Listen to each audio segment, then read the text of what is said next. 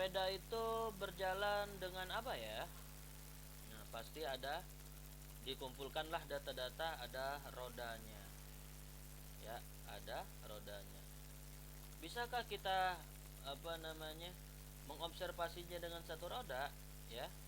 Kita gambarin lagi, kalau dengan satu roda kita nggak seimbang dong, bisa jatuh kanan atau bisa jatuh kiri, ya, bisa jatuh kanan atau jatuh kiri. Nah, tentunya ada dua roda di belakang untuk penyeimbang. Nah, saya gambarin ini roda ya, biarpun lonjong-lonjong dikit anggap aja bulat dah, karena rata-rata guru IPA tuh harus kudu bisa wajib gambar. Nah, kayak gini masalahnya. Terus ada apa namanya, bagaimana menggerakkan roda, ya. Menggerakkan roda pasti kalau untuk sepeda harus ada rantainya penyeimbang. Nah, gimana ya?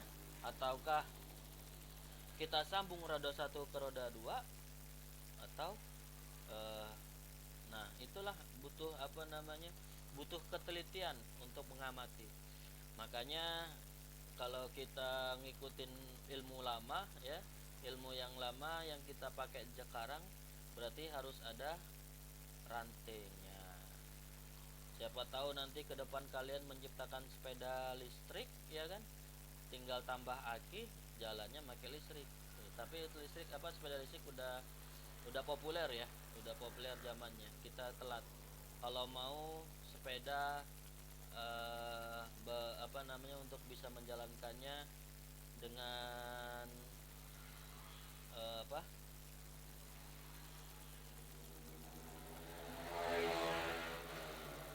berjalan di atas awan sepedanya, tuh baru takjub orang-orang. Oke, baik ya. Ini salah satu contoh sepeda yang kita amatin. Kita kumpulin dulu nih. Ada kerangkanya dulu, bentuknya bagaimana, ya kan? Ada stangnya, ya. Nah, ada stangnya. Terus ada tempat duduk sepedanya. Saya lupa tuh nama tempat duduk sepeda apa. Ya. Ada TD, tempat duduk, ya. Nah, ada roda RD, ya. Di sini juga ada gear, ya. Gear GR, ya. Di sini juga ada rantai, ya. Nah, ran. Nah, di sini juga ada rangka. Di sini juga ada eh, stang untuk membelokkan. Ya.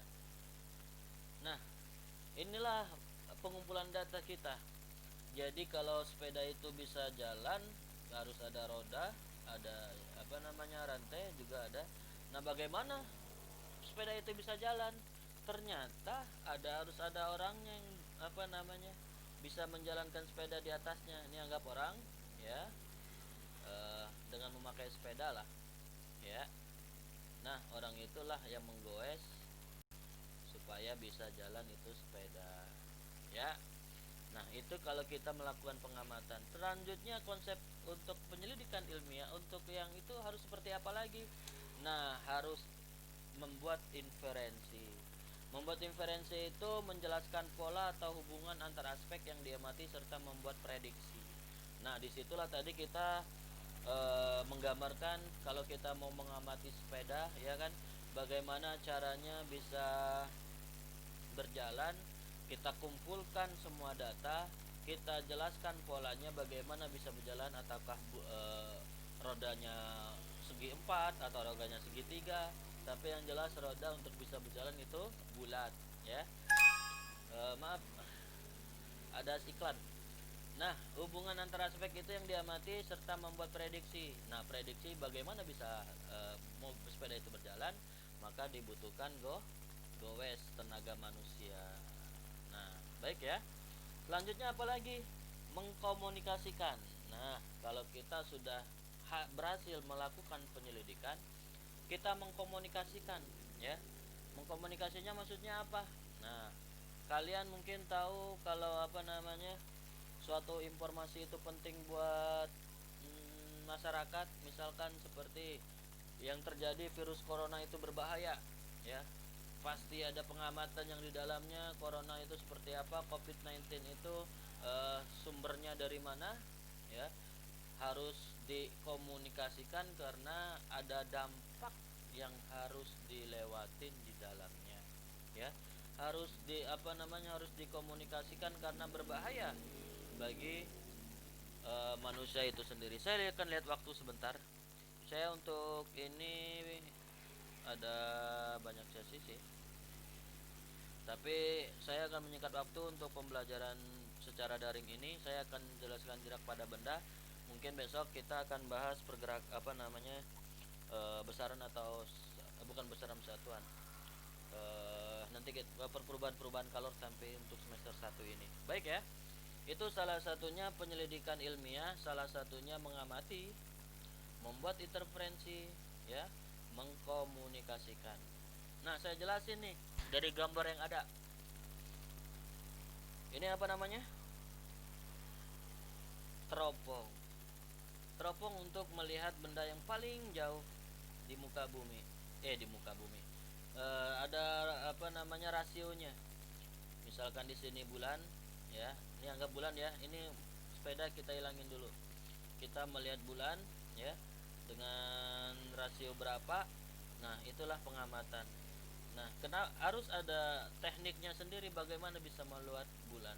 Bagaimana bulan itu bisa mengitari bumi. Bagaimana bulan itu mengelilingi bumi. Bagaimana bulan itu bisa bentuk sabit. Bagaimana bulan itu bisa bentuk bulan sempurna. Bagaimana bulan separuh dan lain-lain sebagainya. Tentunya orang-orang sebelum kita itu sudah mengamati. Jadi kalau kita mau observasi baru, sebaiknya kita untuk melakukannya itu harus terjun langsung. Karena apa? Observasi sebelumnya udah pernah diketemukan, ya. Jadi kalau saya sebagai pengajar itu hanya menginformasikan. Saya hanya mengumpulkan beberapa pemikiran orang, ya. Dan di situ saya dapat informasinya, dan di situ saya harus menyebarkan informasi. Karena apa? Pemikiran orang-orang itu datangnya dari Allah, ya. Allah yang menciptakan otak. Nah, kita selalu dikasih sepatutnya bersyukur diciptakan sebagai manusia, karena manusia adalah makhluk yang sempurna, ya, karena ada akal pikiran itu sendiri. Nah, itu udah tahu. Oke, baik ya. Selanjutnya pengamatan bagaimana BMKG mengetahui besar kekuatan gempa bumi, ya. Nah, di situ kita harus melakukan pengamatan, melakukan prediksi, melakukan komunikasi, ya. Saya kasih contoh.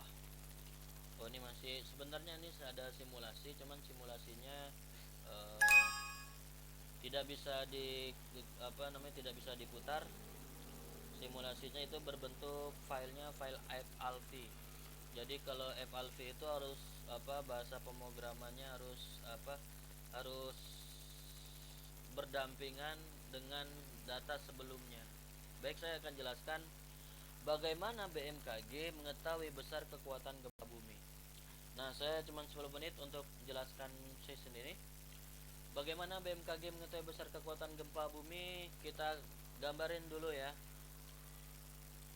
Untuk bumi, gambarnya di sini.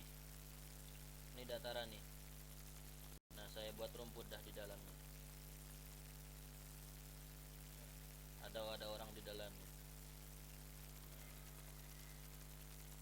Atau rumah juga sekalian dah, ya. Ternyata rumahnya di Tanjung, tahu Tanjung? Daratan yang menunjuk ke laut, Tanjung. Nah, di bawahnya laut tuh. Nah, laut. Iya.